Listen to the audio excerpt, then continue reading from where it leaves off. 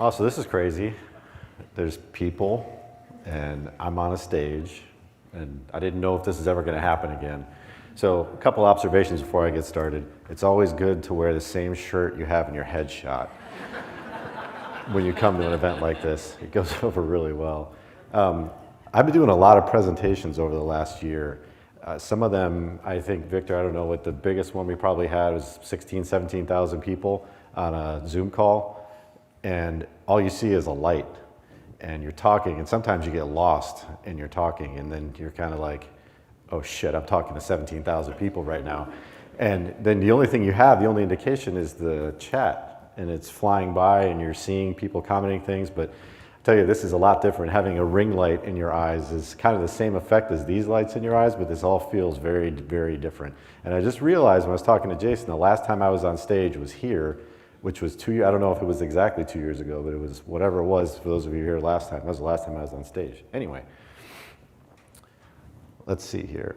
So, all of us in some way used to run a monopoly. Everybody had to come to work, and we had to give them a desk. And yeah, we were talking about trying to share, and some people were doing it better than others. Some people were way down the line on, neighborhood seating and sharing desks for us. We were all about getting more space faster. Right before the pandemic hit, we were actually trying to move a bunch of engineers into 4-foot desks to see how many people. We wanted to fit 800 people into a new building we were trying to take a lease on. And it was so crazy that we were halfway through design and we didn't have a signed lease yet to fit 800 people. And then the world stopped, and that whole, I knew it was ridiculous and I hated it. And I couldn't get anybody to stop long enough to talk about a better solution. Oh, by the way, I have a really great graphic designer that's doing my presentations now, and he loves animations, and I didn't have the heart to say I'm not an animation guy, but so I got lots of them for you today. So because of that need for speed, we definitely took a one-size-fits-all. Yeah, there were variations for our engineers that the rest of our folks, G&A and sales, didn't have, but in general, it was the same solution everywhere for everyone. And it was all about speed and efficiency. We had to have the quantity. We tried to make really great space, and I think we did a pretty good job, but that was the last consideration because we just had to have the space. And the response we would get from people is, yeah, okay, great, just get me more desks. I need more desks for more people. And we knew we didn't like it, we knew we didn't want it, but again, no one was willing to listen. And then everything changed. And we, the great resignation, what our CEO calls a great reshuffle, is a real thing. Right now, by the end of this calendar year, over 35% of our employees will never have set foot in an office or have met anybody at the company in person. And that's shocking when you consider the size of our company, and that's been less than 2 years really since this all started. And it's a very, very different workforce that lives in a lot of different places. And we frankly don't even know all the places that our workforce lives in yet. And we're starting to get data on, there's 50 people in this city, there's 100 people in this city, but they have relocated, they have moved, and we've hired a whole bunch of people that we wouldn't have hired previously. So with this came my push for the team to evolve our mission statement. Why do we exist? Should we be completely rethinking what we do and how we do it? And for us, what our mission was previously was pretty straightforward, but it was also very ambiguous. Create phenomenal workplace experiences. And, can I measure phenomenality? Maybe, maybe not. And I could just say it's phenomenal, but it was all about trying to make something that was really wonderful because you had to come in, we were going to make it the best we could make it because we were kind of trying to attract and retain the best talent. And a big part of that is our workspace. We have gone down a path of completely rethinking what it means to be workplace and why we exist. So inspire and empower people to create connections, strengthen relationships to do their best work. So in those words, there's a lot built into that one sentence. So it's a big ask to say that we would try to inspire people, inspire our employees with the experiences that we create. That's the spaces, the services, the programs. But in doing so, It's about lifting them up. It's about giving them energy that they don't have when they're at home. We also want to empower them. We want to empower them to do 3 things. First thing is creating connections, so that 30 to 35% of people that I talked about that have never met anybody in the company in person, we want to be a facilitator of creating connections. But beyond that, we want to help you not just create a connection, but we want to help you strengthen the relationships that you start to create from those connections, and strengthen relationships you already have had, or rebuild relationships you've had. But all this is in service of helping our employees do their best work. So we thought it was really important to completely reframe and restate why we exist, and that this is not a given that we as workplace professionals need to exist or will exist. There's a lot of companies decided that they don't need to exist. So we want to continue to remind ourselves the value, the reason we exist and the value we bring.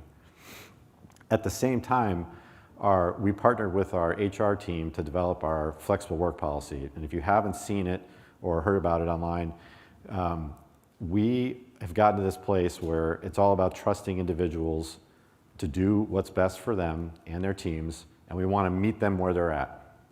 We want to accommodate them, whatever that means. So whether that means being a remote employee, whether that means working from home some of the time, all the time, we want to be there for you to support the way you work best. And one thing I think that's important for all of us to acknowledge in what we do is the home office is not going anywhere, and it's not something to be afraid of.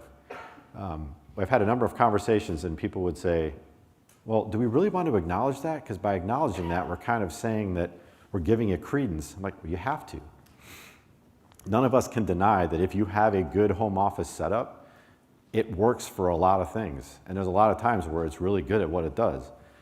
I don't personally love working there, and I would rather be around people. But there are times where there is a lot of value that can be derived out of working from home. And for some people, it's a much better setup. So we are trying to embrace it and saying, all right, we're going to make the home office experience the best we can make it. So we want to empower you to create a great home office setup. We want to give you the furniture that you need. We want to help you design the space to be the best that it can be. That doesn't mean we're not going to focus on physical workplaces, but we're also not going to discount. It feels very disingenuous if we don't all acknowledge that the home office is important.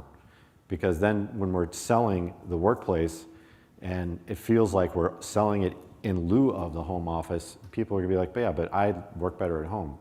So we wanna make sure that we have really acknowledged it, and Jason stole my thunder. I talk about this a lot. We need to come up with the reasons that people would leave their home office and actually put pants on to come into work. Because I honestly don't know how many people that I'm talking to on a regular basis are wearing pants. I mean, they could be wearing sweats or yoga pants or not, but I don't know.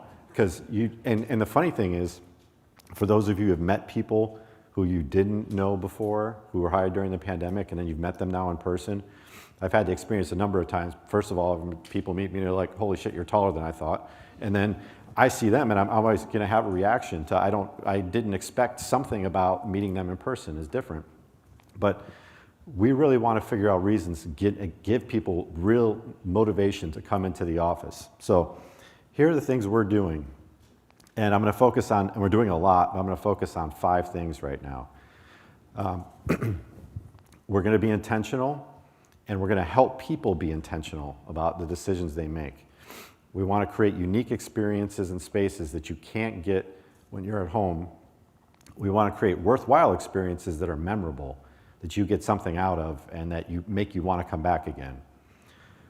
It's really important to acknowledge that we're going to iterate as we go because we don't have this figured out. We literally don't know. I don't think anybody knows. So we want to try and figure this out together. And last, as hybrid work evolves and flex work evolves, we're going to evolve with it.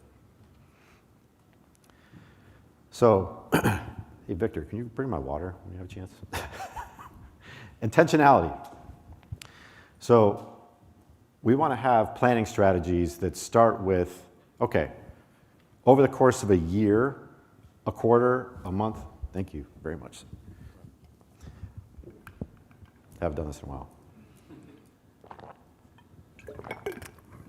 A year, a quarter, a month, a week, and even a day, those chunks of time How are you going to use your time?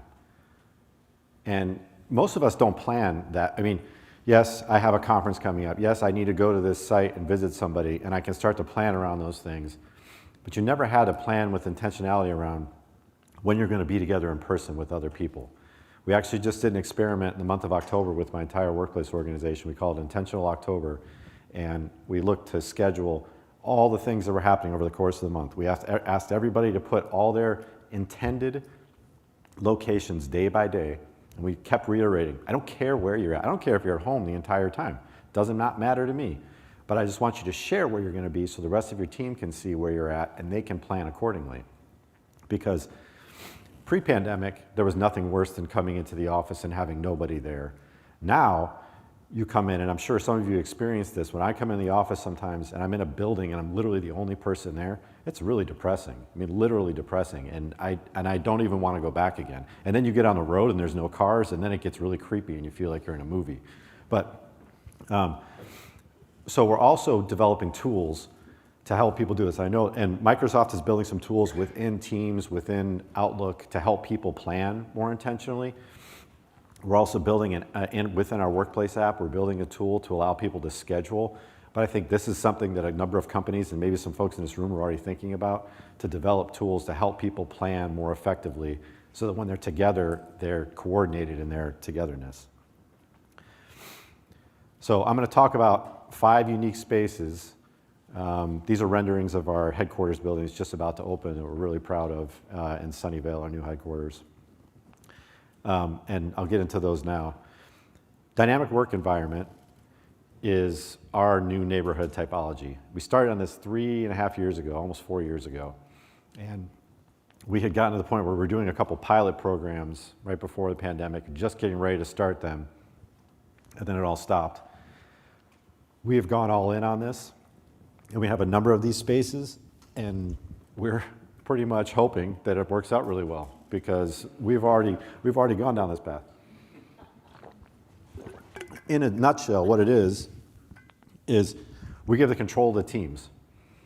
So we have a variety of work point types, some traditional desks, some things between a desk and a sort of lounge setting, and everything in between. So there's 6 or 7 different workspace types or work point types within a neighborhood.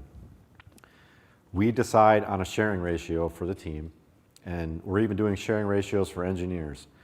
And even if it's a really low sharing ratio, because to some of the points that Dan and Jason made before, we weren't using space before the pandemic. I mean, our highest utilization was close to 60% on an average attendance basis. So we already knew this was an issue. We're trying to put the power with the teams. We're trying to give them a sense of ownership and of feeling like a startup. So we're saying, here's your neighborhood, here's your sharing ratio, here are the rules we would recommend, but you guys can set up whatever rules you want within your organization. And then if you want to assign seats to some people, have at it. And if those people come, we would recommend giving those to the people that come in on a regular basis, because what we don't want to see you do is, in a room like this, 10% of you come in, and one is over there, and one is over there, and one is over there, and you guys are sitting super far apart. Then why'd you come in? If you came in to be around people, there is no value in it. So we want to give them the ability to sit where they want to sit and sit near one another. There's a lot of things we're trying that we may find don't work, but what we're asking of all the teams is, we're asking for your partnership. We're asking for you to iterate with us and learn as we go. And we're going to evolve this over the next 2 years as we get into space and start using it. Super important, though, with these neighborhoods is at the same time we have plenty of heads-down workspace. So this is a rendering of one of the spaces we're creating right now. We have them happening all over the world. We typically had libraries, and it was usually a fairly good, 200-300 square foot room with 5 or 6, maybe 8 seats in it. We're going much farther than that. And we're going to even transform entire neighborhoods or floors of buildings and say, this is quiet space only. So for those people who either are coming in because they can't concentrate at home, because for every person who has a home office set up like that slide I showed, there are other people who have 4 roommates or 3 kids and 2 dogs, and can't deal with the noise and distraction, and they're trying to come in and get stuff done. And if everyone else is coming in to be collegial and be around other people, then there's a disconnect there. So we want to make sure that we have plenty of heads down workspace for the people that want it. We want it to be really well outfitted, and we want it to be the type of space where you can really focus, but it's a very cool vibe, lower lighting, super quiet.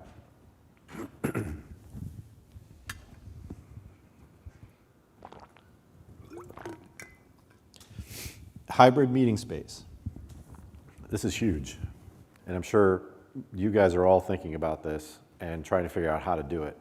I could give a 30-minute talk just on hybrid meetings and how awful they are right now, and all the pitfalls we're running into between technology and room layouts, but we're trying to solve for that, and we're doing a few different things. And to the point that about collaboration spaces increasing, we're seeing people go into conference rooms just to hang out there all day because they're really used to having their own office at home. And now they want their own office in the office.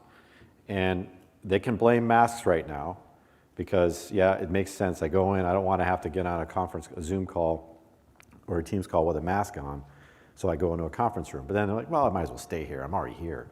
And they don't leave. And all of our systems will break if we don't fix that. I know of a couple companies that are actually going all the way to the other end of the spectrum, and they're taking out all conference rooms, and they're only going to have one-person rooms in the office. And they're basically saying, if you're going to have a meeting, it needs to be virtual. If you're going to be, or you need to be on individually. But we don't want you meeting and excluding anybody from the meeting. It is going to be a constant struggle for all of us. We're looking at new room layouts, getting rid of tables and chairs in the traditional sense in rooms where we're going to have hybrid meetings, a more informal setup. We're looking at other setups where I can have a camera facing everybody. So, because if you've been in a hybrid meeting yet and you've done the whole, like, I'm on my laptop, and we get everybody in the meeting is on their laptop on the called in. Plus it's up on the screen. So it's this weird, like, I'm talking to you, now I'm talking to you, now I'm talking to you, now I'm looking at the screen, and I'm not really looking at it. No one knows who to look at. And it's super awkward. And some people are constantly looking at the camera on the wall because that's what we've done that for years, and they keep looking there, and all everybody's seeing is the side of their face because that camera on the home person's view is a little box of a big room, and they don't see your face. They just see the side of your face now, and you're addressing them. We actually recently had a presentation with somebody that came in to talk to us about a program we're trying to develop, and there were 12 people in the room, and there was like 12 people hybrid. And they were pitching ideas around hybrid work. Every one of them got up and presented and then stood in front of the camera and talked to everybody in the room. So everyone was at home, looked at their back. And I didn't stop them because I said, well, this shows me what this is going to be like. And you guys obviously haven't figured this out, but it's old habits we have to break. This image that I'm showing of hybrid meeting space is actually something called a flex zone. We developed it in partnership with Hayworth over a couple of years. And it's a flexible room that's not a room that has marker boards that open and close on it. It's acoustically separated. It's not isolated, it's separated. And it has digital displays inside of it, but it also has marker board, like traditional marker boards with capture cameras, so we can capture all that information and share with anybody who's remote. We're doing a bunch of these in a handful of buildings right now, and we're going to see how they go and how well they're utilized.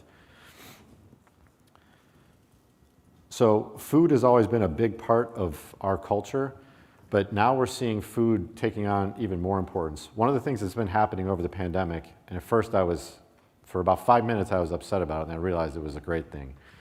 We were seeing attendance where 75% of people that were coming in, so say 10 or 15% of our population was coming in, on big days it was 20. 75% of those people were just coming for lunch and then leaving. And I was like, this is awful when I first heard it, and we got to stop this. And then I thought, well, wait, no. They're coming to the office because they want to see people. And yes, there's free food and they want to eat that, but it's really about seeing people, because when you go around and you'd watch people eat, they were all sitting together and they were all eating together. And I was like, this is wonderful. This is what they need right now. They don't need to come in and sit in a conference room with a mask on and talk to people from Zoom. They need to meet people, so let's do this. So what we've been doing is developing programs where we have little bits of food all day And basically, whenever you come in, there's some sort of offering. And it's not big things, but there's hot cookies, or there's bagels in the morning, or there's something that is a reason for you to get around other people and collaborate and connect with them.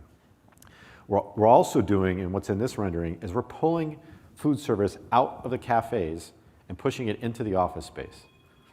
So traditionally, we had really nice large cafes that were really very well designed for food service venues that went completely unused 70% of the time. We're trying to get to the point where that energy and excitement of the cafe happens in space. We're still segregating it from the specific workspace specifically, but we've started to integrate it into the workspace or closer to physical workspace, just to try and get the energy that comes with people coming together. And that's a really great place to create those connections I talked about and strengthen relationships. And we want to keep doubling down on that. Other engagement spaces. Golf simulators are actually not that expensive in the big scheme of things, and it's a fantastic way to get people to come together and be in a space. You can have couches, you can have whiteboards, you can have digital displays. They can play golf or not, but they collaborate, connect, and they may get some work done along the way. I kind of don't care if they don't. There's plenty of time. We're all so efficient right now and so focused on meeting to meeting to meeting to meeting. Most of you don't stop to actually just connect with people. So we want to give people those opportunities. Another thing I didn't list on here that we're really big on is outdoor meeting space. And I didn't get into it because it's really just a Bay Area thing, but we have dozens of outdoor conference rooms, and they're tremendously popular. We're going to continue to make more of them, and we're going to try and build them in places that don't have as great a weather as California, and see if we can continue to build on that energy, because we were doing that pre-pandemic. They've been fantastic from a health perspective during the pandemic, but people frankly just love them. So we want to continue to do that as well. So worthwhile experiences. I'm going to talk about three things really quickly. On-site events. We are building a whole program around on-site off-sites. We used to spend a whole lot of money as a company on off-site events, and I'm sure a lot of the other folks in corporate real estate positions will have a similar story. And people did it because they wanted to get away from the office, and they wanted to go someplace fun. So they would go to major cities, go to a hotel, get a room like this or a smaller room, and while this place is great, I've been to a lot of hotels that had really, really terrible meeting rooms, and a meeting for 20 or 30 people, it's an awful experience for the whole day. And really, it's like, just get me out of here so I can go drink. That's all I want to do, is get out of here. So we're going to start building a program with concierge level service where we help people to plan events. So a manager of 15 people probably doesn't have the time or wherewithal to figure out an on-site get-together for their team. They're remotely located. They have 5 employees in Chicago. They have 2 in LA. Wherever they're at, how can I get them all together? It's overwhelming. And so they're going to default to something that's really easy, and it probably won't be that great. We want to create a set of curated experiences that are built around connections and relationships and helping people build strong and lasting bonds, because we think that's really the key to retention. Onboarding, we're working with our onboarding team to completely rethink what is our onboarding process. It used to be very much every Monday, group comes in, they all sit in the same room, they go through the same presentation, they're there all day, they have speakers come in, they get their laptop, they get their badge, all those sorts of things. Well, they're thinking about it from the perspective of maybe there's a bunch of things there that are actually better done remote and better done where I just mail that to you and I just have this conversation individually. And that the coming together is, again, about building relationships and memories. I still remember some of the people I met at mine 6 years ago, and we want to create that same sort of experience for our new employees, especially as more of them will become remote. And then culture refreshes. We have a lot of people who don't even know what our culture is and don't know what it means to be around each other. And we tell these stories almost like they're mythology. Oh, it's so cool, we used to do this. We're like, okay, yeah, great. And they don't get it. They have no connection to it. So we want to figure out how to bring culture back to life in our spaces in a way that's really going to mean something for all of our new employees. Last 2 points, iterate as we go. So this is all a big experiment for us.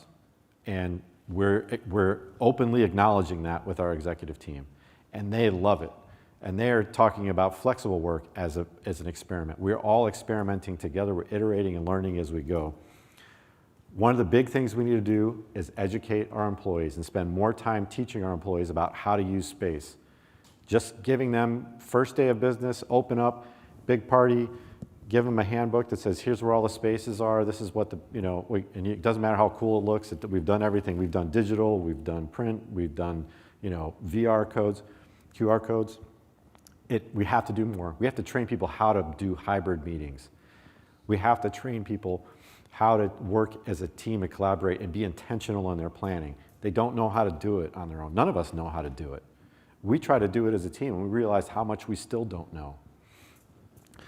We need to partner with the business in a way we've never partnered with them before. We have to get beyond the point of just trying to solve for more space, more desks as quick as possible. We need to understand the rhythm of their business and their needs, and we want to get to the point where we're actually telling them, hey, you know what? If you had this group come in on Wednesdays and meet in person, we think you would increase your profit margin. And that's not something that workplace people do, but we want to get there. So hybrid's going to evolve. We want to evolve. We first have to observe what's happening. We need about 6 to 9 months of data that we need to collect. Then we're going to analyze it. Then we're going to develop a long-term strategy for the future. So this is a couple-year journey, but we're really excited to start, and we can't wait to see where we all end up, 3 years from now. Thanks a lot for your time, guys. Amazing, Brett. A really great and concrete ways in terms of where you're headed with your experiment. So it was a lot of insights there. We've got some time for questions, actually. Does anyone want to throw something up at Brett? There's a microphone coming. Yep. Hey, Brett, Chris from AT&T. Hybrid, hospitality, or new types of service support, that's a new skill set, and I heard this mentioned this morning. So what is your strategy for finding that talent or procuring that or even grooming it internally? Yep, so great question. We are actually, that presentation I talked about is part of an RFP we're doing for a hospitality program. And we're finding out that no one really is that good at it yet. We're working with some of the food vendors, we're working with some of the facility management companies. I think this is something that someone's going to have to develop, and multiple companies are going to realize the need for. What we really want to have is off the shelf. There's a series of, say, 10 things that I could just literally go on an app, click on this, and just say, I want to book it for this day. Pick the number of people, pick the location, done, and the whole thing gets scheduled. Oh, food, yeah, click the thing. Other things would require weeks of planning and would require a relationship, just like if you were working with a travel agent to book a trip, but it's even more complex than that. So we're thinking we need to partner with somebody to start to develop the kind of initial version of it, our beta. But we are going to hire a couple folks, and we're going to find them in hospitality. We're not looking in workplace, and we're starting that search right now. So I don't know where it's all going to end up or how it's going to work exactly, but I just know we have to do it, and because I feel like we're missing a huge opportunity. We also have a lot of space. We're going to have a lot of space that, frankly, we don't need in time. I don't know if there's any way around us we probably need to grow in locations. We're going to continue to grow, but there are going to be sites where we just have space that's dormant. And what a great way to use that space to create on-site event locations, especially if you're in major markets, especially if you're in great locations in major markets, near hotels, near restaurants. Like you could actually pretty easily transform some existing spaces into hospitality-focused spaces. It's more about the service than it is about the space. Question back here. Hey, Brett. Thank you for sharing this. Some really interesting ideas. I have not so much a question, but I guess it is a question to you and to others in the room, which is, how do we start sharing among ourselves more intentionally? You're doing experiments. I'm doing experiments. Chris is doing experiments. How do we, because we're going to do some similar experiments, how do we start to pool our information? Here's what's working. Here's what's not. You're doing some things that we're not. We're doing something that you're not. How do we get together and just get better, all of us? Well, one thing I do, I have 3 groups that I meet with that are kind of different facets of, some in tech, some not in tech, of corporate workplace, that we meet once a month, or they all have different cadences, and we just do exactly what you're saying. So I'm sure that Jason would be happy to help us, coordinate some sort of group that gets together and just meets and shares. I mean, what we typically do, and the ones that I'm a part of, is we just all agree that this is all for each other's good. We're open and sharing. If there's something that can't be shared outside of that group, then you just say, please, this can't be, and we just respect each other. I've been doing that for 3 years now, and I haven't had any issues with any of the groups that I'm a part of. I'm just thinking our results will be so much more powerful because we'll have greater data. If we Yeah. do similar experiments, it's not just, well, we learned at Genentech it does this. It'll be like, well, we had however many thousand responses from Genentech, and however many thousand responses from LinkedIn. I just Right. feel like we could move the needle faster, maybe? Yeah, totally. I think for me, it's more for my own understanding, and the insights that we can gain from what you all are doing. I'm game. So if anybody else is, we're into it. It's a great opportunity to make your groups actually here at Workspaces, and if you've got any suggestions for how we can create a space where we can do that, then we'd love to hear that. And just on that, we probably have time for one more question. Does anyone have something?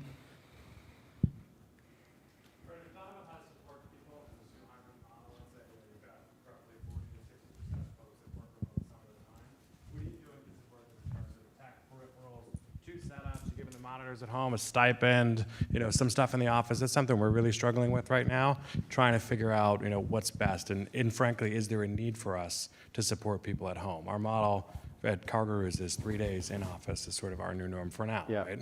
That's our next experiment. But what do we do, right? Is our expectation that if you're going to choose to work from home those 2 days, that you've got what you need?